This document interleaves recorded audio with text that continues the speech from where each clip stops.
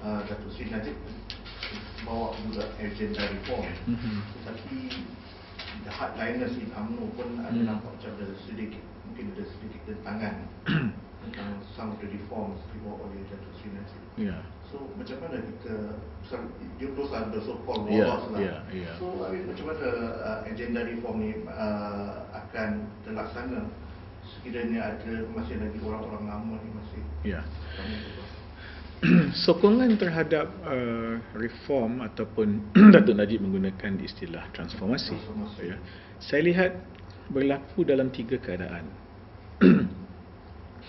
Pertama, memang ada orang dalam UMNO yang percaya kepada transformasi, dan kerana itu dia akan bercakap soal transformasi itu sama ada Datuk Najib cakap ataupun tidak. Yang ini angkanya sangat kecil. Yang kedua, ada yang akan menyokong transformasi Datuk Najib bila Datuk Najib dah cakap. Bila Datuk Najib cakap, dia akan sokong. Kalau Datuk Najib tak cakap, dia tak sokong.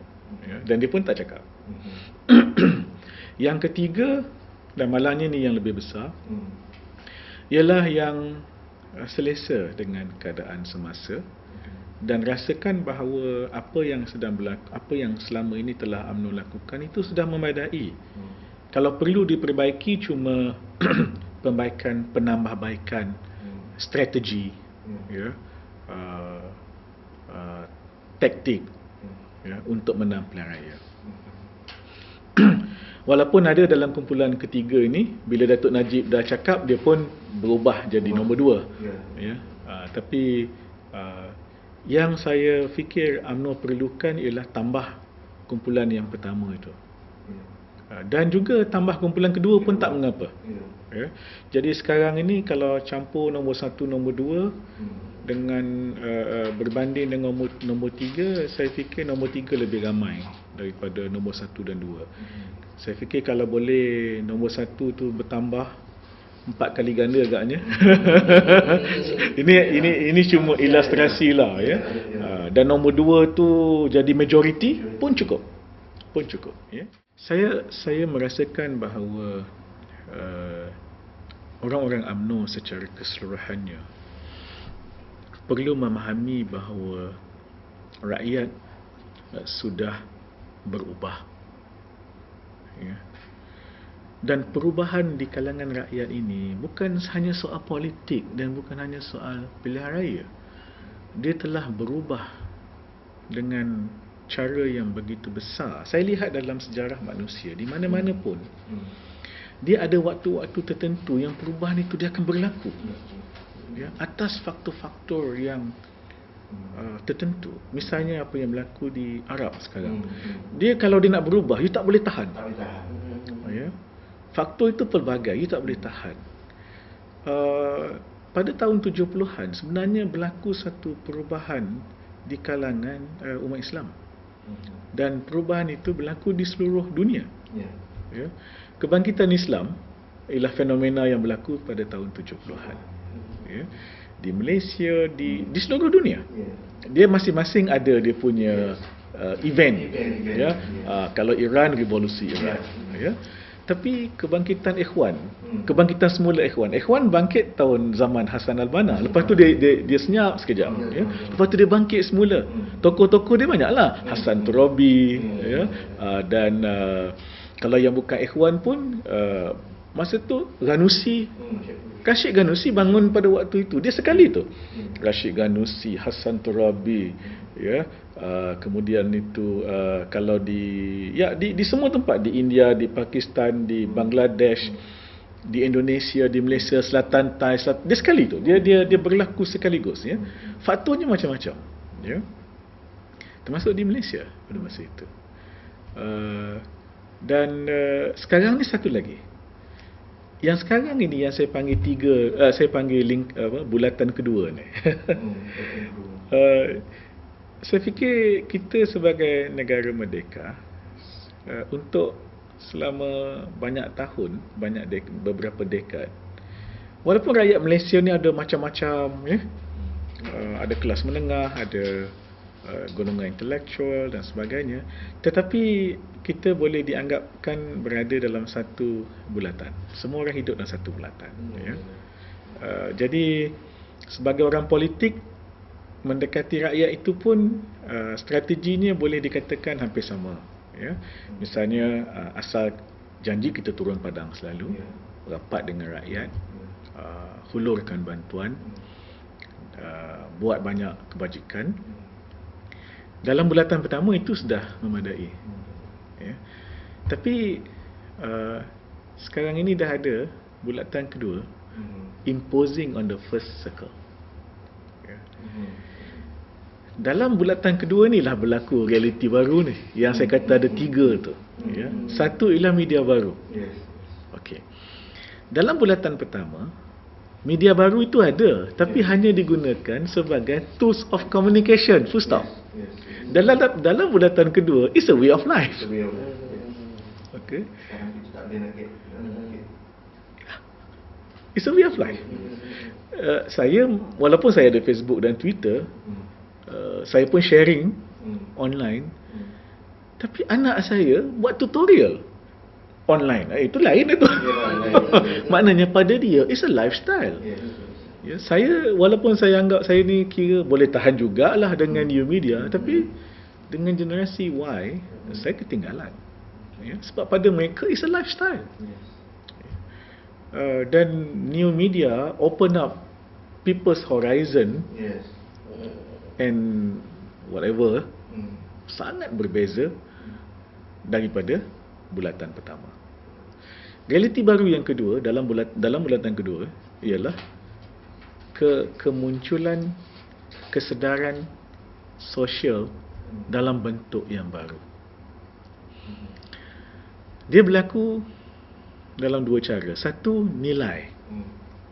Nilai diberi definisi baru. Ya. Contohnya patriotisme. Orang dalam bulatan pertama menuduh orang dalam bulatan kedua tak patriotik. Orang bulatan kedua kata kami patriotik. Cuma sebagai contoh, kalau you anggap patriotik itu ialah dengan menyanyikan lagu patriotik rentak march semata-mata, we are not going to sing march song. Tapi kami nyanyi lagu Standing in the Ice, Ella, kami nyanyi lagu-lagu M. Nasir, dan kami nyanyi lagu Ultimate. And who says Ultimate sebagai contoh is not patriotic? Dia boleh pergi Kyrgyzstan ke mana ke menghadiri International Seminar on Islamic Economy. I mean, itu seorang rapper yang muda, ya, dan ramai di kalangan mereka yang maknanya muziknya dah berbeza, tetapi tidak nilai patriotisme pada mereka itu berbeza. Cinta mereka pada negara, pada saya sama saja dengan orang dalam bulatan pertama, tapi dia dah redefine. Dan begitu juga dengan benda-benda yang lain. Orang sekarang tidak lagi hanya bercakap semata-mata tentang pilihan raya. Sebab demokrasi bukan hanya pilihan raya. Perkataan yang paling penting sekarang ialah partisipasi. So people want to participate dalam decision making. Bila dia kata participate dalam decision making, itu yang saya punya mantra tu. Mereka nak suaranya didengar, dia nak peranannya diiktiraf, dan dia nak isu-isu dia itu diselesaikan dengan cara yang berorientasikan dia, ya. Dan mereka ni termasuklah orang muda, wanita, golongan profesional, akademia. So they want to do things differently. So ini bulatan yang kedua, ya. Mana lebih besar sekarang, bulatan pertama atau bulatan kedua? Yang pastinya bulatan kedua semakin membesar, bulatan pertama semakin mengecil. Okay. Dan siapa yang lebih berpengaruh? Saya pasti bulatan kedua lebih berpengaruh. Malahan antara 2 bulatan itu, siapa lebih mempengaruhi yang lain, juga bulatan kedua mempengaruhi bulatan pertama. Kita ketinggalan itu dari segi sokongan orang muda itu dari 2 segi. Satu, dari segi engagement, dan juga keduanya dari segi konten, ya. Hari ini saya fikir dari segi engagement kita boleh bersaing ya, dengan parti-parti lain, terutamanya parti pembangkang. Cuma content. Content itu persoalan yang nombor 2. Yang itu sukar untuk dilihat ya. Engagement saya fikir misalnya pasukan bloggers ya, dalam FB, dalam Twitter, saya fikir kita bersaing dengan orang lain. Persaingan itu saya fikir hampir sama kuat ya. Tapi konten saya agak risau ya. Konten dari segi kandungan saya agak risau. In terms of reform, you are saying that Mahathir pun minta orang Melayu pun berubah, Pak Lah pun ada kata berubah, tapi the resistance is still there. Why is this in UMNO? Najib berkata kita perlu berubah. Ya, saya rasa resistance itu berlaku di mana-mana ya. Dan termasuk jugalah dalam UMNO ni, sebab mungkin kerana kita dah lama memerintah sebagai kerajaan, maka kita rasa kita ni tidak ada banyak salah ya, hanya itu saya kata penambahbaikan di sana sini. Tapi saya lihat Datuk Najib ada peluang yang lebih besar untuk melakukan perubahan daripada Dr. Mahathir kepada UMNO daripada Dr. Mahathir dan Pak Lah. Kerana pada zaman Dr. Mahathir dan Pak Lah, mereka cuba melakukan perubahan dalam UMNO itu melalui perubahan sikap, tetapi perkara-perkara yang menyebabkan sikap boleh berubah itu kurang berlaku. Misalnya latihan kurang berlaku ya, sikap banyak dipengaruhi oleh banyak sebab yang boleh mengubah sikap, tapi latihan sangat penting. Jadi pada zaman Datuk Najib saya lihat ia disertai ya. Dia satu, you cakap bahawa kita sebagai ahli kena berubah, follow through itu mesti ada. Dan saya fikir Datuk Najib ada follow through itu. Itu saya kata ilmu tak pernah sebelum ini penuh sehingga tak cukup tempat dan terpaksa pinjam tempat lain ya.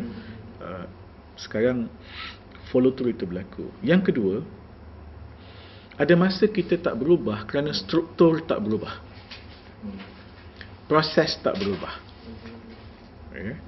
Dalam tu saya kata, dia ada banyak sebab ya untuk orang berubah. Satu itu follow through, latihan ya. Ini berlaku pada zaman Datuk Najib. Follow through-nya berlaku, latihan berlaku. Okay. Dua lagi perkara yang penting untuk sekumpulan masyarakat yang besar seperti ahli UMNO berubah itu ialah perubahan struktur dan proses. Ini yang dilakukan apabila meminda perlembagaan UMNO. Ya. You cakaplah macam mana pun UMNO perlu demokratik, lebih demokratik. Dia takkan berlaku selagi tak dipecahkan struktur itu. Wallocks itu 2000 lebih. Macam manalah you kata jangan, dia akan lahir 2000 lebih orang. Dia hanya akan tak jadi wallot bila dia jadi 160,000 orang.